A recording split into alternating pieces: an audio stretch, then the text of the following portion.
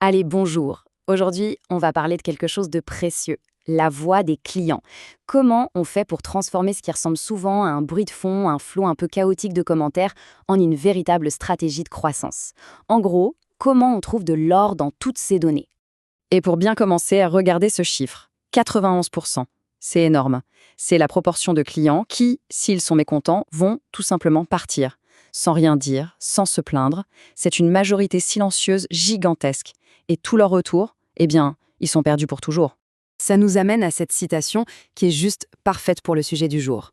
Vos clients les plus mécontents sont votre plus grande source d'apprentissage. Il faut vraiment voir les choses comme ça. Un retour, et surtout un retour négatif, c'est pas une attaque. Non, c'est un cadeau. C'est un morceau d'une carte au trésor qui nous dit là, exactement ici, c'est là qu'il faut creuser pour trouver de quoi améliorer le produit, et même pour innover. Et cette carte au trésor, elle mène à un vrai butin, un butin financier. Regardez bien, si on arrive à garder ne serait-ce que 5% de clients en plus, la rentabilité peut bondir de 25%. Et les revenus, jusqu'à 95%. C'est juste dingue. Et en plus, en agissant sur les retours, on peut faire baisser le taux de départ des clients de 2,3%. Donc, on est bien d'accord. Écoutez ces clients, c'est pas juste pour faire joli, c'est une vraie stratégie business. Ok, alors par où on commence cette chasse au trésor? Eh bien par la première étape. Il faut rassembler tous les morceaux de la carte. Concrètement, ça veut dire comment on fait pour collecter la voix du client. Et ces morceaux de carte, ils sont éparpillés un peu partout. On peut les trouver dans des enquêtes, directement dans une application, pendant des entretiens avec les utilisateurs, dans les tickets envoyés au support client ou même via les simples formulaires de contact. Et puis bien sûr, il y a tout ce qui est avis en ligne, le fameux NPS pour savoir si les gens recommanderaient le produit ou le CSAT pour mesurer la satisfaction sur le moment. Chaque source, c'est une pièce du puzzle. Pour récupérer tout ça, en gros, il y a deux manières de faire. D'un côté, on a l'approche active, c'est l'entreprise qui va vers le client, qui lui demande son avis avec un sondage, un pop-up, et de l'autre, l'approche passive. Là, on laisse une porte ouverte, un petit bouton de feedback, un formulaire, et c'est le client qui vient donner son avis quand il en a envie. Le top, évidemment, c'est de combiner les deux pour avoir la vision la plus complète possible. Et ici, on parle d'enquête, il y a quelques règles d'or à connaître pour qu'elle marche vraiment. D'abord, il faut faire court. Personne n'a envie de passer une demi-heure sur un questionnaire, donc 10 minutes, c'est vraiment le maximum. Ça évite que les gens abandonnent en cours de route. Et surtout, il faut toujours mettre au moins une question ouverte, du genre « Avez-vous autre chose à nous dire ?» C'est souvent dans ces réponses libres qu'on trouve les vraies pépites, les idées qu'on n'attendait pas.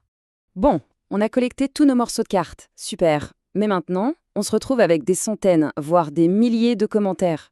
Le nouveau défi, c'est comment on analyse tout ça, comment on y trouve un sens. C'est là que l'IA arrive à la rescousse, un peu comme un super décodeur.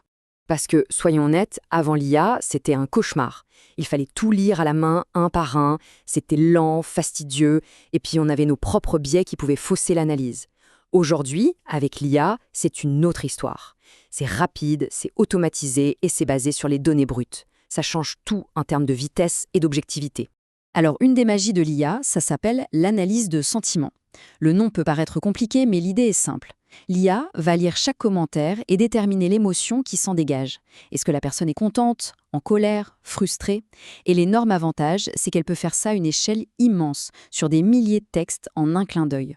Et comment ça marche concrètement? En fait, c'est un processus assez logique en 4 temps. D'abord, l'IA fait le ménage. Elle enlève tout ce qui est inutile, le spam, etc. Ensuite, elle regroupe les commentaires par sujet. Tout ce qui parle de la livraison ensemble, tout ce qui parle du prix ensemble, etc. Troisième étape, elle analyse le sentiment pour chacun de ces groupes. Et enfin, elle nous fait un résumé, une synthèse claire de tout ça. C'est simple, net et précis.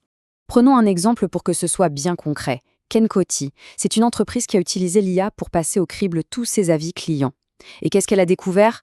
Un truc tout bête. Plein de gens se plaignaient de l'emballage. Grâce à cette info, ils ont pu revoir leur packaging et boum, les retours négatifs ont été divisés par 2. Simple, efficace. Mais attention, c'est un point super important.